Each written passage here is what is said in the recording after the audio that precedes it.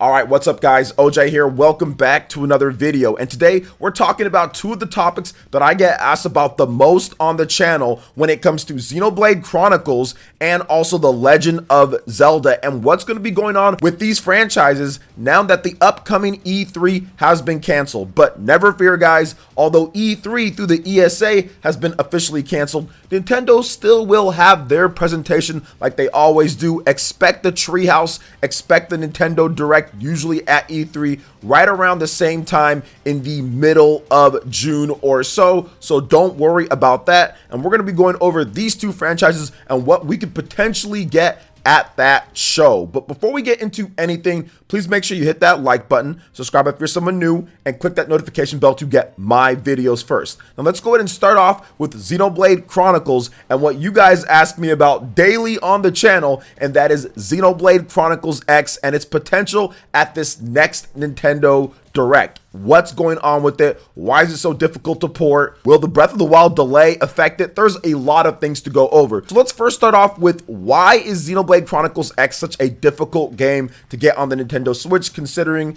that Monolith Soft has already put out pretty much every other Xenoblade game on the Nintendo Switch system. So here's the lowdown with Xenoblade Chronicles X for those who don't know. That was a very tough development period for Nintendo. It took them multiple years to get Xenoblade Chronicles X running well on the Wii U, and there's so many different aspects in that game that was intrinsically built for the Wii U, even having a very unique thing that was only available on that singular game on the Wii U. No other game did this thing that Xenoblade Chronicles X did, and that was actual data packs that you can download off of the eShop in order to make textures load faster or things just run better with the game. It was really unprecedented when it comes to a Nintendo Wii U game, and the game was kind of built with that in mind, to the specific code of the Wii U and not the Nintendo Switch. The game was built specifically for that system, so porting it over to the Nintendo Switch would be something that would be a huge undertaking, and it would also take quite a bit of money to get that done. Now, back when people were asking this question about Xenoblade Chronicles X, this was before Xenoblade Chronicles Definitive Edition was released or even announced. So at the time that people were asking them about Xenoblade Chronicles X, they were already working on Xenoblade Chronicles Definitive Edition, and of course Monolith Soft was also working on Xenoblade Chronicles 3. So I don't really think that Xenoblade Chronicles X was in the, I would say, development or pipeline at that point. So it made sense a number of years ago that they said, yeah, you know what, the cost, that would be the problem, not right now, because they were busy and had their hands full with quite a number of other Xenoblade projects and also helping out with their auxiliary teams on The Legend of Zelda and Splatoon and other games that they're also working on as well. Now, another thing that I see people talk about quite a bit when it comes to Monolith Soft and Xenoblade Chronicles X and maybe what's going on there is that if there are other projects, like for example, The Legend of Zelda Breath of the Wild 2 being delayed, affects what they're doing with their other games. Like let's say a Xenoblade Chronicles X port, and I guess on the surface you can say maybe so, but Monolith Soft has multiple different teams, multiple different people helping out with different things, so I think that it wouldn't really affect it too much, because I feel that a separate team would be assigned to do something like this when it comes to Xenoblade Chronicles X compared to some of the team that's working on the next Legend of Zelda game, and then of course the dedicated team that's working on a game like Xenoblade Chronicles 3. So I don't really think there'd be an issue on that front. But another thing that I get asked quite a bit is how long, if Monolith Soft is working on Xenoblade Chronicles X Nintendo Switch port, how long has the development been going on? What's going on with that? So here's my guess and my breakdown based off of what Monolith Soft's timeline has been.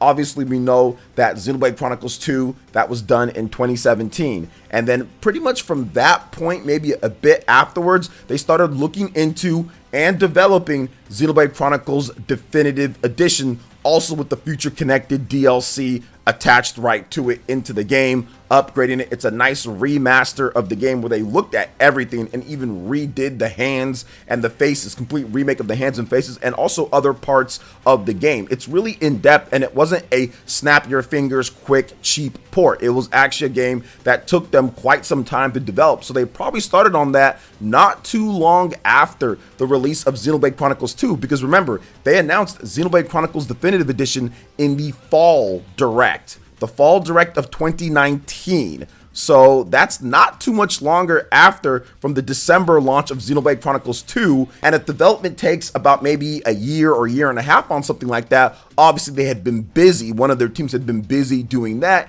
And in between that time period, that's when people were asking about Xenoblade Chronicles X and if that's going to be ported or not. And pretty much nobody has asked Monolith Soft themselves since that point. It was like, all right, open and close case on that. But I think that maybe if they were to get asked about it, maybe they wouldn't answer, or they just dodged the question, or whatever the case is down at this point. So how long have they been working on it? I'm guessing that if it wasn't development, would have started a little bit into 2020 or after Xenoblade Chronicles Definitive Edition's May release of that year, 2020. So maybe first half of 2020, development did start. Now we're all the way into the first half now of 2022. So maybe we get some type of announcement coming up. Now, obviously, I know what some of you guys are thinking, well, wait a minute, does that take away from Xenoblade Chronicles 3? And I think that in some respects, it could and it could not. If you release, let's just say, hey, look, we're announcing Xenoblade Chronicles X at E3 and it comes out next month, for example, so it's a really quick turnaround, I think that that could actually hype up the franchise and kind of hype up people's excitement for Xenoblade Chronicles 3. Now, obviously, if people are on a budget when it comes down to things, and if they have to pick one, then maybe that's the case there. But I don't think so. I think that the majority of people who would buy Xenoblade Chronicles X on the Nintendo Switch are people that probably already bought it on the Wii U or were just really interested in getting the game. I don't think it would be as big as a brand new title, just like Xenoblade Chronicles Definitive Edition, despite being higher rated and more loved than Xenoblade Chronicles 2, didn't exactly sell better than Xenoblade Chronicles 2 because that's the new game compared to the older game. So I'm guessing it'd be something around that, but I think that Xenoblade Chronicles X would probably have more success now at this point, considering it's later, there's a bigger install base, and Xenoblade Chronicles X has never been re-released, while Xenoblade Chronicles has been on multiple different platforms over the years and re-released different times. So that's what I'm guessing with all of that. So that's what I got on Xenoblade Chronicles X, guys. I know a lot of you guys are anticipating it or wanting it, but I would say this: Xenoblade Chronicles 3 is coming, and that game is going to be absolutely incredible. It's going to be great. We're probably going to get more information at this upcoming next Nintendo Direct around June or so. I think that they're finally going to show off the battle system, what makes this game unique, the differences, what we're seeing with it, and we could also see a nice graphics bump from the next time that we see it in motion. If you haven't checked out my previous graphics bump video that I did on Xenoblade Chronicles 3, make sure you watch that. A lot of cool details in that one. But what do you guys think when it comes to the Xenoblade world and what could be happening this year in conjunction with Xenoblade Chronicles 3? Let me know your thoughts in the comment section below. All right, now we're moving on to The Legend of Zelda Breath of the Wild 2. The big delay to spring 2023, and everybody that was telling me April Fools, it got undelayed and all that, absolutely ridiculous. I don't know why people would come to my live stream thinking that I would fall for that, but obviously, guys, if you fell for it,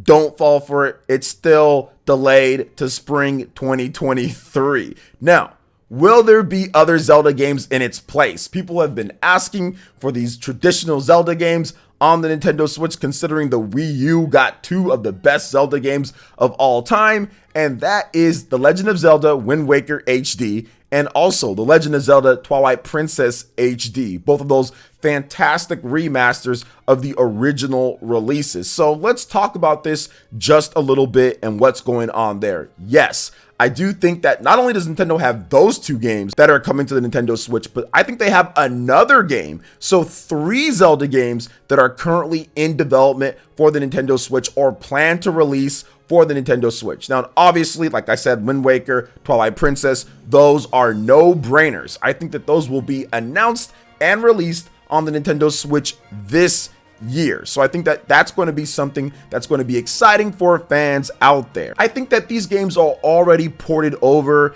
and optimized, and Nintendo's just finding out exactly where to slot these games in. And I think that it's going to be a bit easier now that a massive Zelda game, The Legend of Zelda Breath of the Wild 2, has been delayed to spring 2023. So we'll see what goes on with that one. So that's something that fans obviously can get excited about, can speculate about what they're going to do. I don't think that these games are going to have any crazy differences from the Wii U releases. I think that maybe they might bump the frame rate up to 60 frames per second. I know that they took The Legend of Zelda Skyward Sword HD. That was a 30 frames per second game. They bumped that up, doubled it to 60 frames per second. So maybe they do that, but I think that Nintendo probably put more money into remastering that game than they would do for these two games, because these two games were already in HD and for a system, the Wii U, that's HD and everything, which they ran at 30 frames per second and weren't doubled to 60 frames, even though they probably could have, I guess, right? Because originally from what those,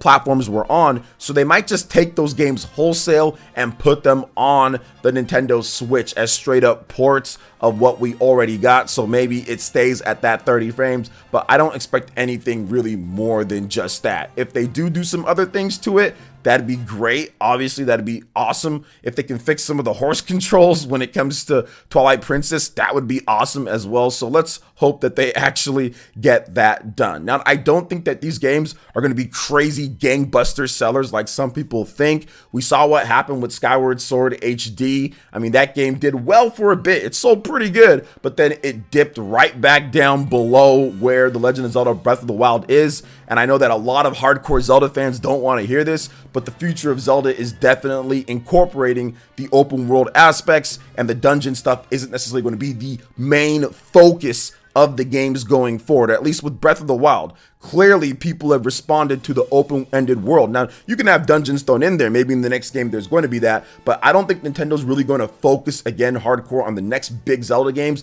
of being completely dungeon-focused and having crappy overworlds. I think that the overworld and the open-endedness and the freedom that you get is something that's going to follow the Zelda series, because Breath of the Wild blew out every single other, main dungeon-focused Zelda. So these games should do well, but Breath of the Wild, I think, will still be the top dog until the next Breath of the Wild game comes out, because that game is going to have a massive launch, a completely just like huge launch. So we'll see how that works out. But yeah, we should get those games. Now, the next game that I'm talking about, Grezzo, they are working on something. They're the people who did The Legend of Zelda Link's Awakening. That's the Game Boy game that was remade completely from the ground up for the Nintendo Switch. I think that they could have something else for us when it comes to a new game. It could be any one of the older games. I asked you guys on my community page what you guys think was next. A lot of you guys felt that the Oracle of Ages, Oracle of Seasons games that Capcom made originally for like the Game Boy Color and all that, those could come over to the Nintendo Switch remade, maybe even in that same art style, or maybe even a different art style than Link's Awakening. But they already have that engine. They can optimize it more, make it run a bit smoother and also stable when it comes down to it. So I'm hoping that something gets done there. Now, me personally, I would love to see like Phantom Hourglass, or I would like to see Spirit Tracks. I would like to see those two games. Phantom Hourglass would be the game for me, because Phantom Hourglass plays terribly with anyone with big hands. At the time that that game came out, I was not a child. Now if you have child's hands, then yes, it's great to play because the stylus, you can hold it, the screen's small, you can see. But for me, with huge hands and as an adult, it just wasn't comfortable to play. So I would really like them to take Phantom Hourglass and bring that over, or even Minish Cap. That game didn't have problems when it comes to the controls or anything like that, but Minish Cap is, to me, one of the best portable Zelda games, and I think that would translate really well as a remake on the Nintendo Switch with the Minish World and kind of getting big and small and kind of doing all that stuff like that. So I hope Minish Cap